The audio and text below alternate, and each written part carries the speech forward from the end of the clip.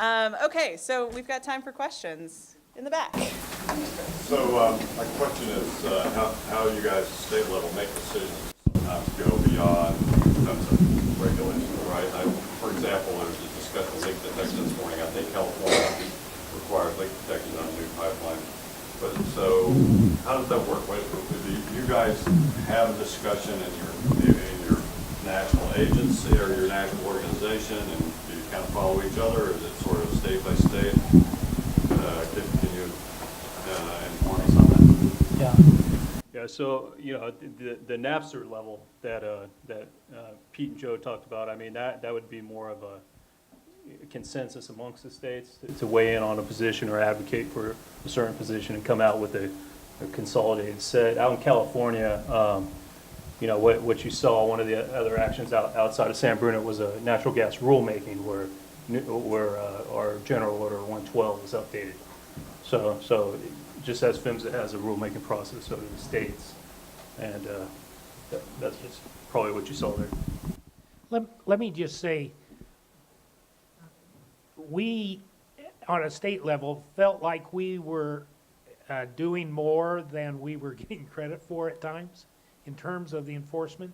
So a while back, we put together what we called a compendium, which indicates all the additional regulations that the states impose upon pipeline operators that are beyond and more restrictive than the federal government, which we're allowed to do. And that was just recently updated, last year? Yeah. And it's on the Napster website. And I meant to get a number, but do you recall, is it over 2,000? I don't recall. Yeah, so disregard that number. But, yeah, it is quite a few. But does Napster try to reconcile that, or does it truly just patchwork? The answer is no, we really don't. If you look at some of the rules, there's a lot of I would say a large majority of the states have rules governing, for example, leak grading, determining when a leak is hazardous versus non-hazardous, and timetables for repair.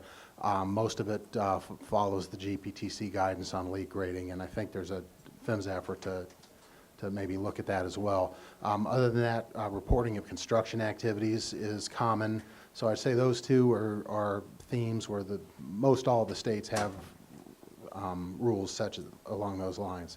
After that, it becomes kind of regional. For example, in Ohio, we made a rule change requiring, for example, some people to grade leaks using a leak detection instrument because people were using original ways to grade leaks that we didn't like.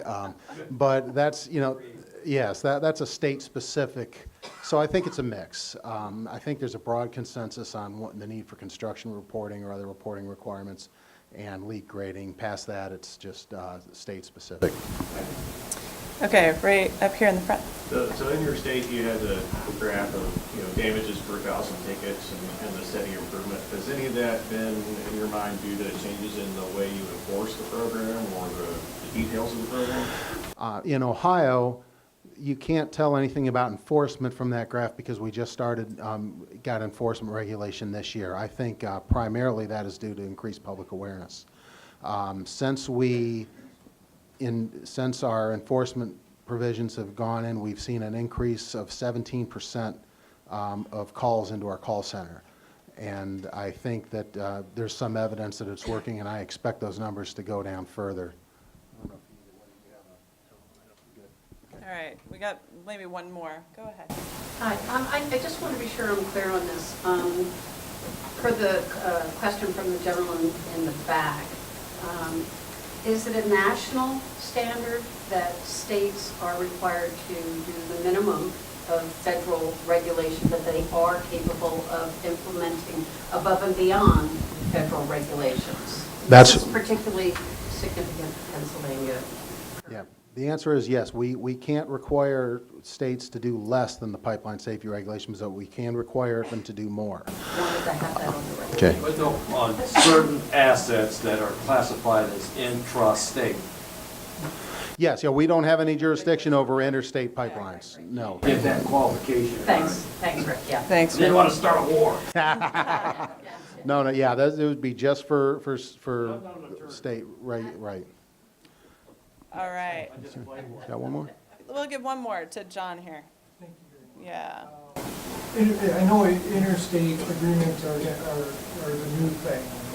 I don't know how much conversations have happened so far, but one of the things that we're kind of following closely is in regards to state operating programs that would be inclusive of reservations, and tribal reservations, which they really can't administer. They can't administer state programs on tribal land. Has there been conversations of who would actually do the work on tribal lands? I don't know the answer to your question. We don't have any tribal lands in Ohio. I don't know, do you, Joe, do you have? Or you may as well, Ken, I don't know. We don't do the tribal land inspections. So, Joe? Yeah, we got Joe from We put a point of WUTC. view in Washington, and the tribes generally don't like doing business with the states. They view themselves as a separate country. Well, they'll listen to PHMSA, depends, but the states, there have been some relations, but nothing in regulatory. That's Joe from the Washington UTC. They're very high on the transparency rating. If you have any questions, you can talk to them. Okay, let's wrap this up. I want to thank our speakers again. Please give them a round of applause.